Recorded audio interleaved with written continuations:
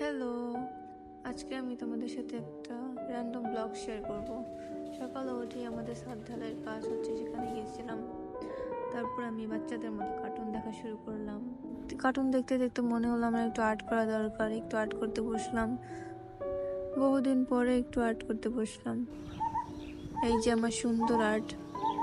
বৃষ্টিময় ওয়েদারে একটা বৃষ্টিময় আর্ট করলাম।